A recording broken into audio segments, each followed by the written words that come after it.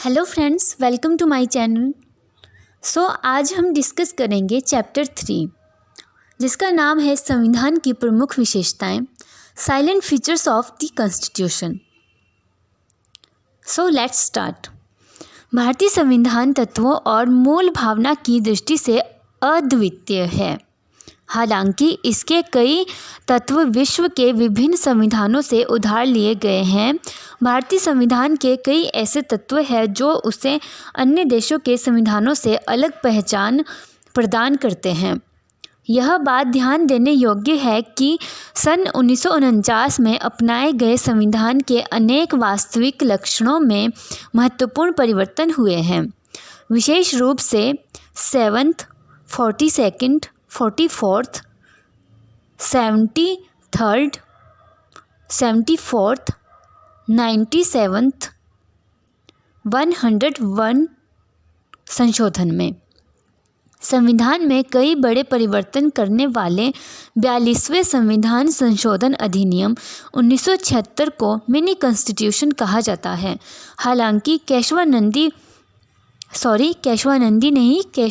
भारती मामले 1973 जो कि एक केस था, ये एक केशवानंद भारती था और केरल के बीच में हुआ था, यानी केशवानंद भारती बनाम केरल के बीच में हुआ था। इसके बारे में हम बाद में कभी डिस्कस करेंगे। अभी फ़िलहाल आगे बढ़ते हैं। सन मैंने आपको बता दी थी 1973 में हुआ था। बोलता है कि केशवानंद भारती मामले 1973 में सर्वोच्च न्यायालय, यानी सर्वोच्च न्यायालय मतलब सुप्रीम कोर्ट ने व्यवस्था दी थी कि आर्टिकल 368 के तहत संसद को मिली संवैधानिक शक्ति संविधान के मूल ढांचे को बदलने की अनुमति नहीं देती। संविधान की विशेषताएं। संविधान के वर्तमान रूप में इसकी विशेषताएं निम्नलिखित हैं। नंबर 1, सबसे लंबा लिखित संविधान। संविधान को 2 वर्गों में विभाजित किया जाता है, लिखित जैसे अमेरिकी संविधान और अलिखित जैसे ब्रिटेन का संविधान। भारत का संविधान विश्व का सबसे लंबा लिखित संविधान है। यह बहुत बृहद, समग्र और विस्तृत दस्तावेज है। मूल रूप से 1949 संविधान में एक प्रस्तावना, 395 अनुच्छेद, 22 भागों में विभक्त और 8 अनुसूचियाँ थीं। वर्तमान में 2019 इसमें एक प्रस्तावना, 470 अनुच्छेद, 25 भागों में विभक्त और 12 अनुसूचियाँ हैं। इसके लिए हम देखते हैं फिगर 3.1 एंड 3.2 एंड 3.3। चलो डिस्कस करते हैं फिगर 3.1। भारतीय संविधान पर एक नज़र। पहला भाग है, मतलब भाग 1। विषय क्या है इसका? संघ और उसका राज्य क्षेत्र। Article 1 to 41। भाग 2 नागरिकता यानी सिटीजनशिप, 5 से लेकर 11 अनुच्छेद में। भाग 3 मौलिक अधिकार, 12 से 35। भाग 4 राज्य के नीति निर्देशक तत्व, यानी राज्य की नीति के निर्देशक तत्व, 36 से 51, यानी आर्टिकल 36 से 51। भाग 4A मौलिक कर्तव्य, आर्टिकल 51 क। अब आता है भाग 5 संघ सरकार, 52 से 151 आर्टिकल। फिर इसी में ही आगे है अध्याय 1 कार्यपालिका, आर्टिकल 52 से 78। अध्याय 2 संसद, आर्टिकल 79 से 122। अध्याय 3 राष्ट्रपति की विधायी शक्तियाँ, आर्टिकल 123। अध्याय 4 संघ की न्यायपालिका, आर्टिकल 124 से आर्टिकल 147। अध्याय 5 भारत का नियंत्रक एवं महालेखा परीक्षक, आर्टिकल 148 से 151। यानी 148 से 151। ये संघ सरकार में पूरे जो संघ सरकार के आर्टिकल है 52 से लेकर 151 में संघ सरकार के बारे में डिस्कस कर दिया गया है, नहीं किया गया है। ठीक है। भाग 6 राज्य सरकारें आर्टिकल 152। फिर है उसका अध्याय 1 साधारण, आर्टिकल 152 से 237। अध्याय 2 कार्यपालिका 153 से 167। अध्याय 3 राज्य का विधानमंडल 168 से 212। अध्याय 4 राज्यपाल की विधायी शक्तियाँ 213 आर्टिकल है। अध्याय 5 राज्यों के बीच न्यायालय 214 से 232। अध्याय 6 अधीनस्थ न्यायालय आर्टिकल 233 से 237। अब आता है भाग 7 राज्यों से संबंधित पहली अनुसूची का खंड ख निरस्त 238 निरस्त। भाग 8 संघ राज्य क्षेत्र 239 से 242। भाग 9 पंचायतें 243 से 243 ण।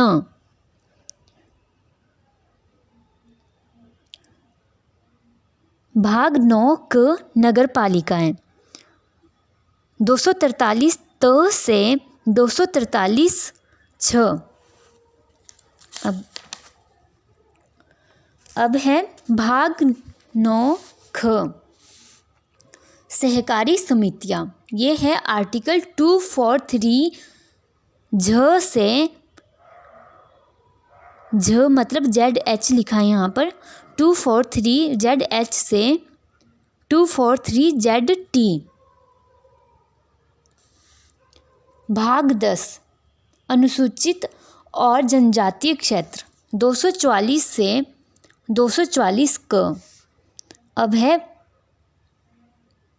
भाग 11 संघ और राज्यों के बीच संबंध 245 से 263।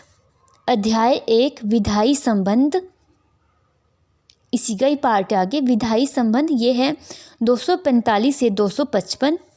और अध्याय 2 प्रशासनिक संबंध ये है 256 से 263। अब है भाग 12 वित्त संपत्ति समुदाय और वाद आर्टिकल 264 से 300 ए। इसी में ही आगे अध्याय 1 है वित्त जो कि 264 से 291। अध्याय 2 ऋण लेना 292 से 293। अध्याय 3 संपत्ति समुदाय अधिकार बाध्यताएं और वाद 294 से 300। अध्याय 4 संपत्ति का अधिकार 300 क। अब है भाग 13 भारत के राज्य क्षेत्र के भीतर व्यापार वाणिज्य एवं समागम आर्टिकल 301 से 307। भाग 14 संघ और राज्यों के अधीन सेवाएं आर्टिकल 308 से 323। अध्याय 1 सेवाएं आर्टिकल 308 से 314। अध्याय 2 लोक सेवा आयोग 315 से 323। भाग 14 क अधिकरण 323 क से 323 ख। भाग 15 निर्वाचन 324 से 329 क। भाग 16 कुछ वर्गों से संबंधित विशेष प्रावधान 330 से 342 क। भाग 17 राजभाषा 343 से 351। इसका ही आगे अध्याय 1 है संघ की भाषा 343 से 344। अध्याय 2 प्रादेशिक भाषाएं आर्टिकल 345 से 347। अध्याय 3 सर्वोच्च न्यायालय उच्च न्यायालय आदि की भाषा 348 से 349। अध्याय 4 विशेष निर्देश 348 से 349। फिर आगे इसमें कोई टॉपिक नहीं लिखा है बट 350 से 351 है। उसको जब हम अनुच्छेद पढ़ेंगे उसमें डिस्कस करेंगे, ठीक है। भाग 18 आपात उपबंध 352 से 360।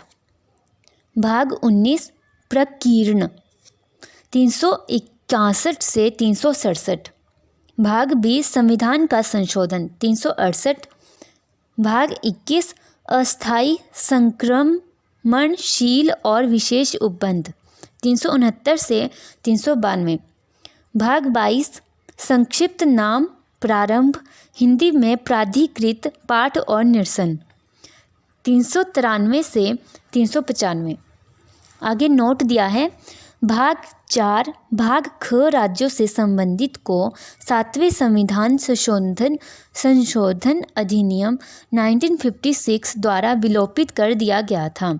दूसरी ओर भाग 4 तथा भाग 14 दोनों का समावेश 42वें संविधान संशोधन अधिनियम 1976 द्वारा किया गया, जबकि भाग 9 का समावेश 74वें संविधान संशोधन अधिनियम 1992 द्वारा किया गया है तथा भाग 9 ख 97वें संशोधन अधिनियम 2011 द्वारा जोड़ा गया। अब है फिगर 3.2 भारतीय संविधान के महत्वपूर्ण अनुच्छेदों पर एक नज़र। जो इम्पोर्टेंट आर्टिकल्स है उसके बारे में हम पढ़ेंगे, ठीक है।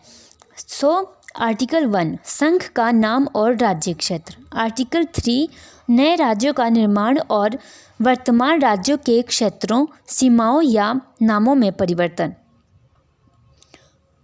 आर्टिकल 13 मूल अधिकारों को असंगत या उनका अल्पीकरण करने वाली विधियां। आर्टिकल 14 विधि के समक्ष समानता। आर्टिकल 16 लोक नियोजन के विषय में अवसर की समता। आर्टिकल 17 अस्पृश्यता का अंत। आर्टिकल 19 वाक स्वातंत्र्य आदि विषयक कुछ अधिकारों का संरक्षण। आर्टिकल 21 प्राण और दैहिक स्वतंत्रता का संरक्षण। आर्टिकल 21 क प्राथमिक शिक्षा अधिकार। आर्टिकल 25 अंतःकरण की और धर्म अबाध रूप से मानने आचरण और प्रचार करने की स्वतंत्रता। आर्टिकल 30 शिक्षा संस्थानों की स्थापना और प्रशासन करने का अल्पसंख्यक वर्गों को अधिकार। आर्टिकल 31 ग कुछ निदेशक तत्वों को प्रभावी करने वाली विधियों की व्यावृत्ति। आर्टिकल 32 मौलिक अधिकारों को प्रवर्तित कराने के लिए रिट सहित उपचार। आर्टिकल 38 राज्य लोक कल्याण की अभिवृद्धि के लिए सामाजिक व्यवस्था बनाएगा। आर्टिकल 40 ग्राम पंचायतों का संगठन। आर्टिकल 44 नागरिकों के लिए एक समान नागरिक संहिता। आर्टिकल 45 6 वर्ष से कम आयु वाले बालकों के लिए निःशुल्क और अनिवार्य शिक्षा का उपबंध। आर्टिकल 46 अनुसूचित जातियों, अनुसूचित जनजातियों और अन्य कमजोर वर्गों के शिक्षा और अर्थ संबंधी हितों की अभिवृद्धि। आर्टिकल 50 कार्यपालिका से न्यायपालिका का पृथक्करण। आर्टिकल 51 अंतर्राष्ट्रीय शांति और सुरक्षा की अभिवृद्धि। आर्टिकल 51 क मौलिक कर्तव्य। आर्टिकल 72 क्षमा आदि की और कुछ मामलों में दंडादेश के निलंबन, परिहार या लघुकरण की राष्ट्रपति की शक्ति। 74 राष्ट्रपति को सहायता और सलाह देने के लिए मंत्रिपरिषद। 78 राष्ट्रपति को जानकारी देने आदि के संबंध में प्रधानमंत्री के कर्तव्य। आर्टिकल 110 धन विधेयक की परिभाषा। आर्टिकल 112 वार्षिक वित्तीय विवरण। आर्टिकल 123 संसद के विश्रांति काल में अध्यादेश प्रख्यापित करने की राष्ट्रपति की शक्ति। आर्टिकल 143 उच्चतम न्यायालय से परामर्श करने की राष्ट्रपति की शक्ति। आर्टिकल 155 राज्यपाल की नियुक्ति। आर्टिकल 161 क्षमा आदि की और कुछ मामलों में दंडादेश के निलंबन, परिहार या लघुकरण की राज्यपाल की शक्ति। आर्टिकल 163 राज्यपाल को सहायता और सलाह देने के लिए मंत्रिपरिषद। आर्टिकल 167 राज्यपाल को जानकारी देने आदि के संबंध में मुख्यमंत्री के कर्तव्य। आर्टिकल 169 राज्यपालों में विधान परिषदों का उत्साधन या सृजन। आर्टिकल 200 विधेयकों पर अनुमति। आर्टिकल 213 विधानमंडल के विश्रांति काल में अध्यादेश प्रख्यापित करने की राज्यपाल की शक्ति। आर्टिकल 226 कुछ रिटें निकालने की उच्च न्यायालय की शक्ति। आर्टिकल 239 क दिल्ली के संबंध में विशेष उपबंध। आर्टिकल 249 राज्य सूची के विषय के संबंध में राष्ट्रीय हित में कानून बनाने की संसद की शक्ति। आर्टिकल 262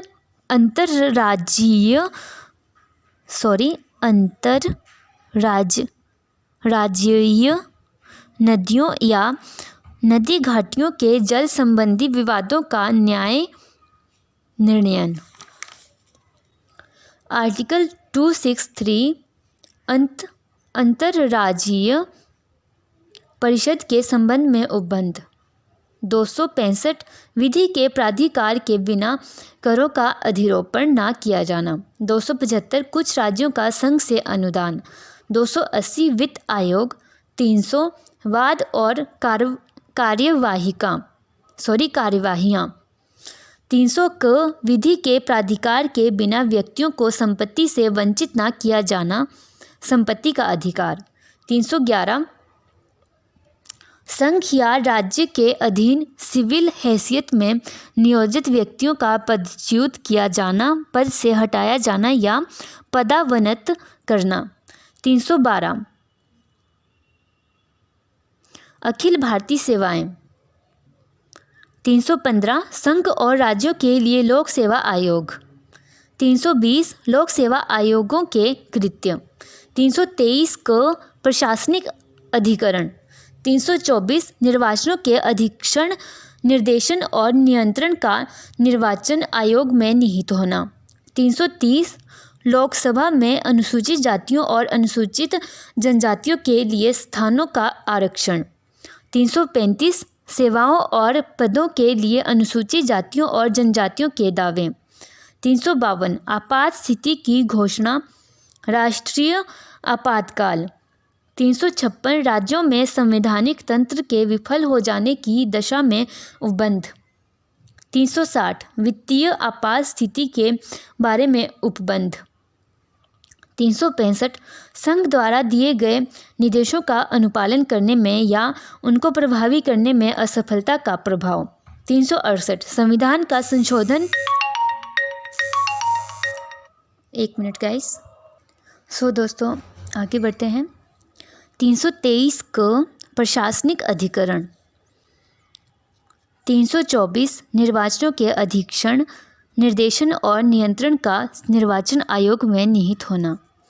330 लोकसभा में अनुसूचित जातियों और अनुसूचित जनजातियों के लिए स्थानों का आरक्षण। 335 सेवाओं और पदों के लिए अनुसूचित जातियों और जनजातियों के दावे। आर्टिकल 352 आपात स्थिति की घोषणा, राष्ट्रीय आपातकाल। 356 राज्यों में संवैधानिक तंत्र के विफल हो जाने की दशा में उपबंध। 360 वित्तीय आपात स्थिति के बारे में उपबंध। 365 संघ द्वारा दिए गए निर्देशों का अनुपालन करने में या उनको प्रभावी करने में असफलता का प्रभाव। 368 संविधान का संशोधन करने की संसद की शक्ति और उसके लिए प्रक्रिया। 370 जम्मू कश्मीर राज्य के संबंध में अस्थायी उपबंध। जम्मू कश्मीर के बारे में डिस्कस कर लेते हैं। 2019 तक जम्मू एवं कश्मीर राज्य का अपना संविधान था और भारत के संविधान के अनुच्छेद 370 के तहत उसे विशेष दर्जा प्राप्त था। 2019 में राष्ट्रपति के आदेश संविधान जम्मू एवं कश्मीर पर लागू आदेश 2019 द्वारा यह विशेष दर्जा समाप्त कर दिया गया। इस आदेश ने पूर्व के संविधान जम्मू एवं कश्मीर पर लागू आदेश 1954 को अधिक्रमित सुपरसीड कर दिया। 2019 के आदेश में भारत के संविधान के समस्त प्रावधानों को जम्मू एवं कश्मीर तक विस्तारित कर दिया। हालांकि निष्क्रिय अनुच्छेद 370 भारत के संविधान के एक पार्ट के रूप में मौजूद है।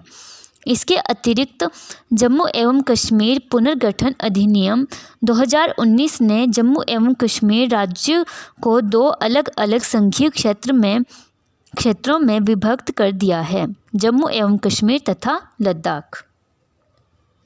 अब है फिगर 3.3 संसद की अनुसूचियों पर एक नज़र। पहली अनुसूची है नंबर 1 राज्यों के नाम एवं उनके न्यायिक क्षेत्र। आर्टिकल 1 से लेकर 4 तक के ये, ठीक है। इसके विषय 2 है। पहला मैंने आपको विषय बता दिया है, राज्यों के नाम एवं उनके न्यायिक क्षेत्र। नंबर 2 है संघ राज्य क्षेत्रों के नाम और उनकी सीमाएं। आर्टिकल सेम है, मैंने आपको बता दिया था 1 से लेकर 4 तक। अब है दूसरी अनुसूची परिलब्धियों पर भत्ते, विशेषाधिकार और इससे संबंधित प्रावधान। नंबर 1 भारत के राष्ट्रपति। नंबर 2 राज्यों के राज्यपाल। नंबर 3 लोकसभा के अध्यक्ष और उपाध्यक्ष। नंबर 4 राज्यसभा के सभापति और उपसभापति। नंबर 5 राज्य विधानसभाओं के अध्यक्ष और उपाध्यक्ष। नंबर 6 राज्य विधान परिषदों के सभापति और उपसभापति। नंबर 7 सर्वोच्च न्यायालय के न्यायाधीश। नंबर 8 उच्च न्यायालयों के न्यायाधीश। नंबर 9 भारत के नियंत्रक एवं महालेखा परीक्षक। इसके आर्टिकल है 59, 65, 75, 97, 125, 148, 158, 164, 186 एंड 221। अब है तीसरी अनुसूची। इसके विषय है इसमें विभिन्न उम्मीदवारों द्वारा ली जाने वाली शपथ या प्रतिज्ञान के प्रारूप दिए गए हैं। ये उम्मीदवार है नंबर 1 संघ के मंत्री। नंबर 2 संसद के लिए निर्वाचन हेतु अभ्यर्थी। नंबर 3 संसद के सदस्य। नंबर 4 सर्वोच्च न्यायालय के न्यायाधीश। नंबर 5 भारत के नियंत्रक एवं महालेखा परीक्षक। नंबर 6 राज्य मंत्री। नंबर 7 राज्य विधानमंडल के लिए निर्वाचन के लिए अभ्यर्थी। एक बार फिर पढ़ते इसको। नंबर 7 राज्य विधानमंडल के लिए निर्वाचन के लिए अभ्यर्थी। नंबर 8 राज्य विधानमंडल के सदस्य। नंबर 9 उच्च न्यायालयों के न्यायाधीश। इससे संबंधित अनुच्छेद है 75, 84, 99, 124, 146, 173, 188 एंड 219। अब है चौथी अनुसूची राज्यों और केंद्र शासित प्रदेशों के लिए राज्यसभा में सीटों का आवंटन। संबंधित अनुच्छेद है 4 से लेकर 80 तक। 4 से लेकर 80 तक नहीं, और जो पहली अनुसूची भी मैंने आपको बताई उसमें 1 से लेकर 4 तक नहीं, 1 एवं 4 है। और ऐसा ही इसमें चौथी अनुसूची में है 4 एवं 80। अब है 5वीं अनुसूची अनुसूचित और जनजातीय क्षेत्रों के प्रशासन तथा नियंत्रण के बारे में उपबंध 244। 6वीं अनुसूची असम, मेघालय, त्रिपुरा और मिजोरम राज्यों के जनजातीय क्षेत्रों के प्रशासन के बारे में उपबंध 244 एवं 275। 7वीं अनुसूची संघ सूची मूल रूप से 97 मगर फिलहाल 98 विषय। राज्य सूची मूल रूप से 66 मगर फिलहाल 59 विषय तथा समवर्ती सूची मूल रूप से 47 फिलहाल 52 विषय के संदर्भ में राज्य और केंद्र के मध्य शक्तियों का विभाजन। 7वीं अनुसूची का जो अनुच्छेद था वो है 246। अब है 8वीं अनुसूची। संविधान द्वारा मान्यता प्राप्त भाषाएं मूल रूप से 14 मगर फिलहाल 22 ये भाषाएं हैं। असमिया नंबर 1, असमिया नंबर 2, बांग्ला, बोडो, डोगरी, गुजराती, हिंदी, कन्नड़, कश्मीरी, कोंकणी, मैथिली, मलयालम, मणिपुरी, मराठी, नेपाली, ओडिया, पंजाबी, संस्कृत, संथाली, सिंधी, तमिल, तेलुगु तथा उर्दू। सिंधी भाषाओं को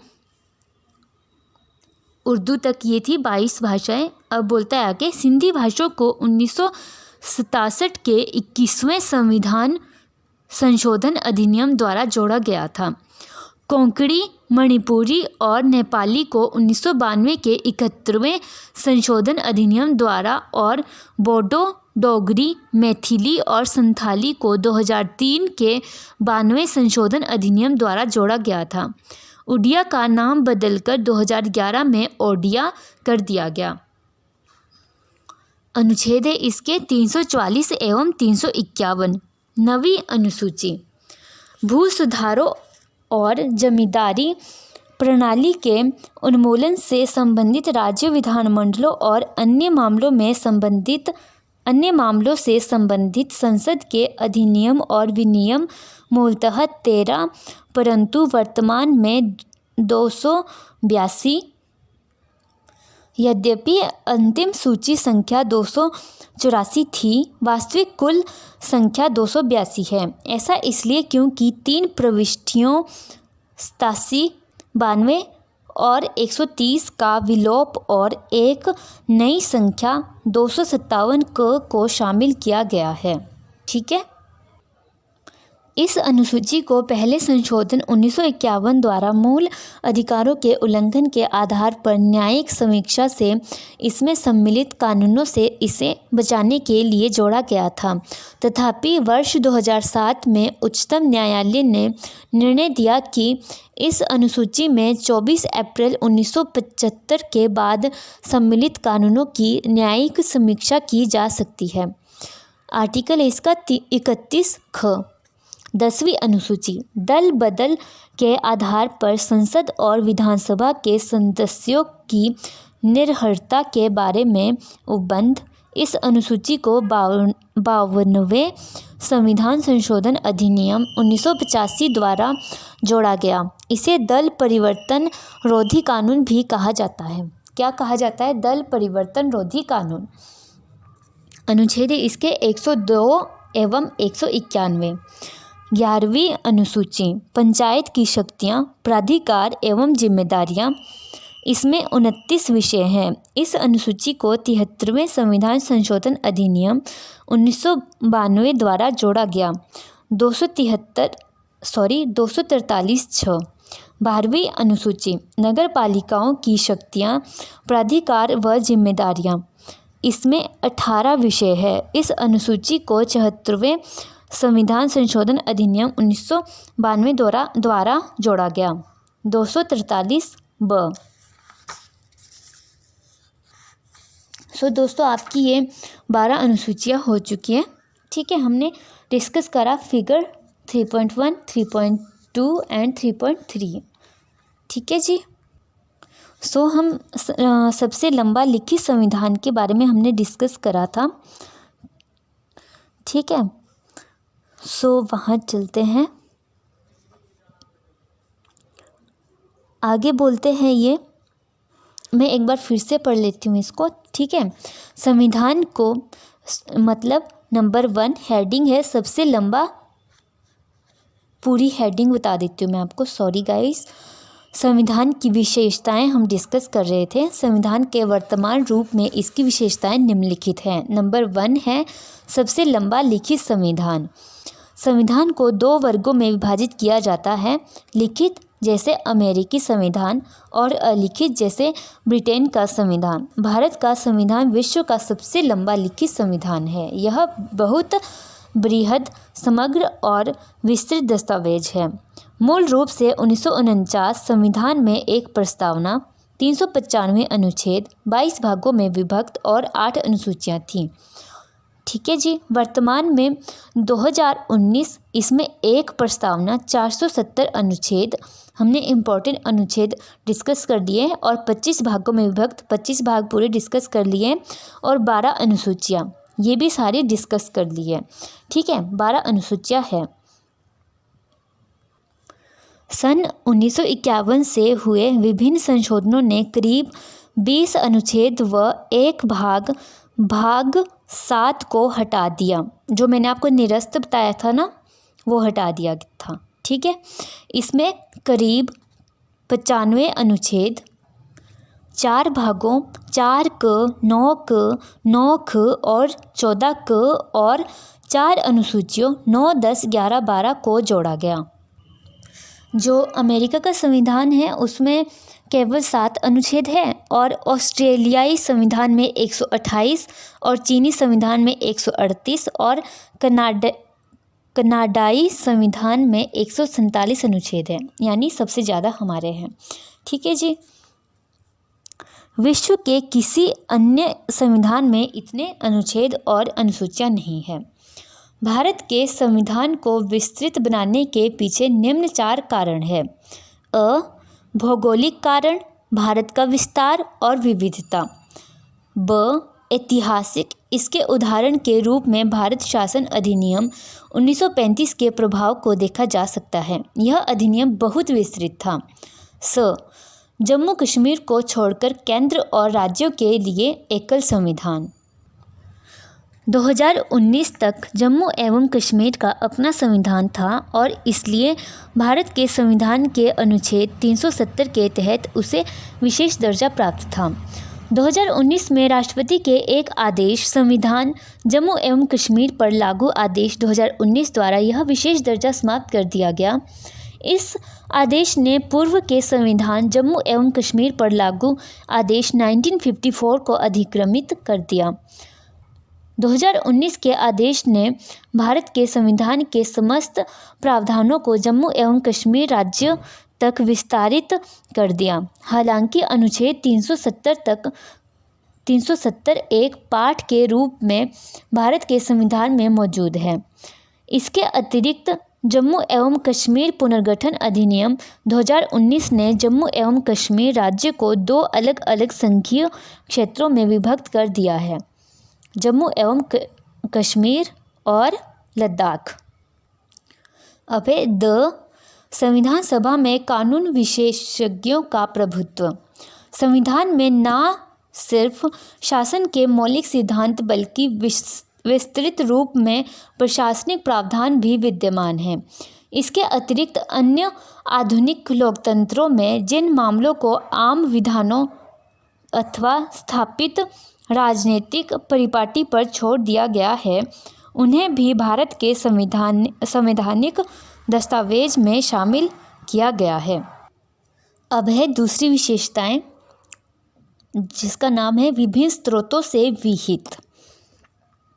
भारत के संविधान ने अपने अधिकतर उपबंध विश्व के कई देशों के संविधानों और भारत शासन अधिनियम 1935 के उपबंधों से लिए हैं। 1935 के अधिनियम में से करीब 250 उपबंधों को संविधान में शामिल किया गया है। डॉक्टर अंबेडकर ने गर्व के साथ घोषणा की थी कि भारत के संविधान का निर्माण विश्व के विभिन्न संविधानों को छानने के बाद किया गया है। संविधान का अधिकांश ढांचागत हिस्सा भारत शासन अधिनियम 1935 से लिया गया है। संविधान का दार्शनिक भाग मौलिक अधिकार और राज्य के नीति निर्देशक सिद्धांत क्रमशः अमेरिका और आयरलैंड से प्रेरित है। भारतीय संविधान के राजनीतिक भाग कैबिनेट सरकार का सिद्धांत और कार्यपालिका और विधायिका के संबंध का अधिकांश हिस्सा ब्रिटेन के संविधान से लिया गया है। संविधान के अन्य प्रावधान कनाडा, ऑस्ट्रेलिया, जर्मनी, यूएसएसआर मतलब जो अब रूस है, फ्रांस, दक्षिण अफ्रीका, जापान इत्यादि देशों के संविधानों से लिए गए हैं। देखते हैं कि संविधान के स्रोत कहाँ कहाँ से लिए गए हैं। ठीक है, तो हम इसके लिए फिगर 3.4 डिस्कस करते हैं। नंबर 1, भारत शासन अधिनियम 1935, उससे क्या क्या लिया गया है? ली गई विशेषताएं जो है वो है संघीय तंत्र, राज्यपाल का कार्यालय, न्यायपालिका, लोक सेवा आयोग, आपातकालीन उपबंध व प्रशासनिक विवरण। नंबर 2, ब्रिटेन का संविधान, संसदीय शासन, विधि का शासन, विधायी प्रक्रिया, एकल नागरिकता, मंत्रिमंडल प्रणाली, परमाधिकार लेख, संसदीय विशेषाधिकार और द्विसदनवाद।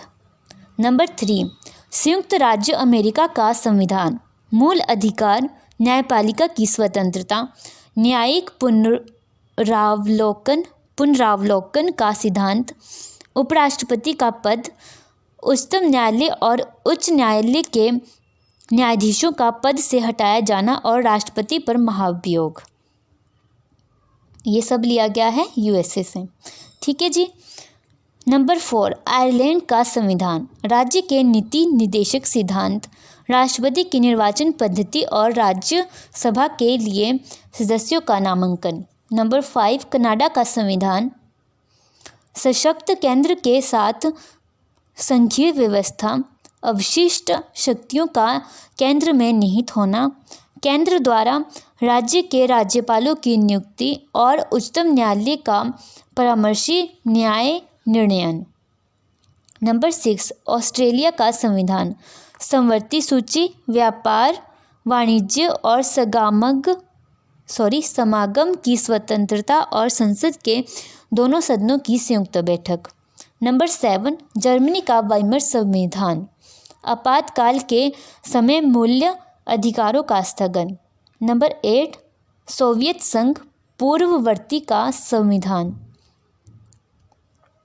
मूल कर्तव्य और प्रस्तावना में न्याय, सामाजिक, आर्थिक एवं राजनीतिक का आदर्श। नंबर 9, फ्रांस का संविधान, गणतंत्रात्मक और प्रस्तावना में स्वतंत्रता, समता और बंधुता के आदर्श। नंबर 10, दक्षिणी अफ्रीका का संविधान, संविधान में संशोधन की प्रक्रिया और राज्यसभा के सदस्यों का निर्वाचन। नंबर 11, जापान का संविधान, विधि द्वारा स्थापित प्रक्रिया। ये इतना ही था। फिगर 3.4 हमने डिस्कस कर लिया है। आगे बढ़ते हैं। भारत के संविधान पर सबसे बड़ा प्रभाव और भौतिकी सामग्री का स्रोत भारत सरकार अधिनियम 1935 रहा है। संघीय व्यवस्था, न्यायपालिका, राज्यपाल, आपातकालीन अधिकार, लोक सेवा आयोग और अधिकतर प्रशासनिक विवरण इसी से लिए गए हैं। संविधान के आधे से अधिक प्रावधान या तो 1935 के अधिनियम के समान है या फिर इससे मिलते जुलते हैं। अब है नंबर 3, नम्यता एवं अनम्यता का समन्वय। संविधानों को नम्यता और अनम्यता की दृष्टि से भी वर्गीकृत किया जाता है।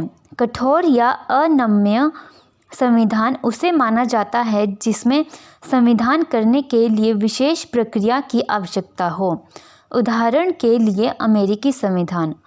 लचीला या नम्य संविधान वह कहलाता है जिसमें संशोधन की प्रक्रिया वही हो जैसी किसी आम कानूनों के निर्माण की, जैसे ब्रिटेन का संविधान।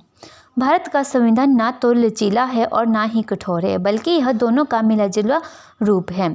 अनुच्छेद 368 में 2 तरह के संशोधनों का प्रावधान है।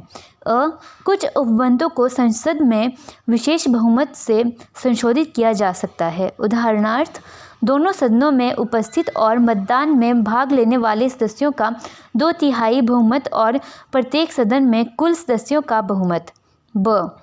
कुछ अन्य प्रावधानों को संसद के विशेष बहुमत और कुछ राज्यों के आधे से अधिक राज्यों के अनुमोदन से ही संशोधित किया जा सकता है। इसके अलावा संविधान के कुछ प्रावधान आम विधायी प्रक्रिया की तरह संसद में सामान्य बहुमत के माध्यम से संशोधित किए जा सकते हैं। उल्लेखनीय है कि ये संविधान अनुच्छेद 368 के अंतर्गत नहीं आते। नंबर 4, एकात्मकता की ओर झुकाव के साथ संघीय व्यवस्था। भारत का संविधान संघीय सरकार की स्थापना करता है। इसमें संघ के सभी आम लक्षण विद्यमान है, जैसे दो सरकार शक्तियों का विभाजन, लिखित संविधान, संविधान की सर्वोच्चता, संविधान की कठोरता, स्वतंत्र न्यायपालिका एवं द्विसदनीयता आदि। यद्यपि भारतीय संविधान में बड़ी संख्या में एकात्मकता और गैर संघीय लक्षण भी विद्यमान है, जैसे एक सशक्त केंद्र, एक संविधान, एकल नागरिकता, संविधान का लचीलापन, एकीकृत न्यायपालिका, केंद्र द्वारा राज्यपाल की नियुक्ति, अखिल भारतीय सेवाएं, आपातकालीन प्रावधान इत्यादि। फिर भी संविधान में कहीं भी संघीय शब्द का इस्तेमाल नहीं किया गया है। दूसरी ओर अनुच्छेद 1 में भारत का उल्लेख राज्यों के संघ के रूप में किया गया है। इसके दो अभिप्राय हैं। पहला, भारतीय संघ भारत के बीच हुए किसी समझौते का निष्कर्ष नहीं है, और दूसरा, किसी भी राज्य को संघ से अलग होने का अधिकार नहीं है। इसी वजह से भारतीय संविधान को निम्नांकित नाम दिए गए हैं, जैसे कि एकात्मकता की भावना में संघ, अर्थ संघ K C Wheare, bargaining federalism, Morris Jones, cooperative federalism, Granville Austin, federation with a centralising tendency, Ivor Jennings व अन्य। 5, सरकार का संसदीय रूप। भारतीय संविधान ने अमेरिका की अध्यक्षीय प्रणाली की बजाय ब्रिटेन के संसदीय तंत्र को अपनाया है। संसदीय व्यवस्था विधायिका और कार्यपालिका के मध्य समन्वय व सहयोग के सिद्धांत पर आधारित है, जबकि अध्यक्षीय प्रणाली दोनों के बीच शक्तियों के विभाजन के सिद्धांत पर आधारित है। संसदीय प्रणाली को सरकार के वेस्टमिंस्टर रूप, उत्तरदायी सरकार और मंत्रिमंडलीय सरकार के नाम से भी जाना जाता है। वेस्टमिंस्टर लंदन में एक स्थान है जहां ब्रिटिश संसद है। अक्सर इसका ब्रिटिश संसद के प्रतीक के रूप में इस्तेमाल किया जाता है। संविधान केवल केंद्र में ही नहीं बल्कि राज्य में भी संसदीय प्रणाली की स्थापना करता है। भारत में संसदीय प्रणाली की विशेषताएं निम्नलिखित है। नंबर 1, वास्तविक व नाममात्र के कार्यपालिकों की उपस्थिति। नंबर 2, बहुमत वाले दल की सत्ता। नंबर 3, विधायिका के समक्ष कार्यपालिका की संयुक्त जवाबदेही। नंबर 4, विधायिका में मंत्रियों की सदस्यता। नंबर 5, प्रधानमंत्री या मुख्यमंत्री का नेतृत्व। नंबर 6, निचले सदन का विघटन, लोकसभा अथवा विधानसभा। हालांकि भारतीय संसदीय प्रणाली बड़े पैमाने पर ब्रिटिश संसदीय प्रणाली पर आधारित है, फिर भी दोनों में कुछ मूलभूत अंतर है। उदाहरण के लिए ब्रिटिश संसद की तरह भारतीय संसद संप्रभु नहीं है। इसके अलावा भारत का प्रधान निर्वाचित व्यक्ति होता है, गणतंत्र, जबकि ब्रिटेन में उत्तराधिकारी व्यवस्था है। किसी भी संसदीय व्यवस्था में, चाहे वह भारत की हो अथवा ब्रिटेन की, प्रधानमंत्री की भूमिका अत्यंत महत्वपूर्ण हो गई है। जैसा कि राजनीति के जानकार इसे प्रधानमंत्रीय सरकार का नाम देते हैं। अब है नंबर 6 कैरेक्टरिस्टिक, जिसका नाम है संसदीय संप्रभुता एवं न्यायिक सर्वोच्चता में समन्वय। संसद की संप्रभुता का नियम ब्रिटिश संसद से जुड़ा हुआ है, जबकि न्यायपालिका की सर्वोच्चता का सिद्धांत अमेरिका के सर्वोच्च न्यायालय से लिया गया है। जिस प्रकार भारतीय संसदीय प्रणाली ब्रिटिश प्रणाली से भिन्न है, ठीक उसी प्रकार भारत में सर्वोच्च न्यायालय की न्यायिक समीक्षा शक्ति अमेरिकी सर्वोच्च न्यायालय से कम है। ऐसा इसलिए है क्योंकि अमेरिकी संविधान में विधि की नियत प्रक्रिया का प्रावधान है, जबकि भारतीय संविधान में विधि द्वारा स्थापित प्रक्रिया अनुच्छेद 21 का प्रावधान है। इसलिए भारतीय संविधान निर्माताओं ने ब्रिटेन की संसदीय संप्रभुता और अमेरिका की न्यायपालिका सर्वोच्चता के बीच उचित संतुलन बनाने को प्राथमिकता दी।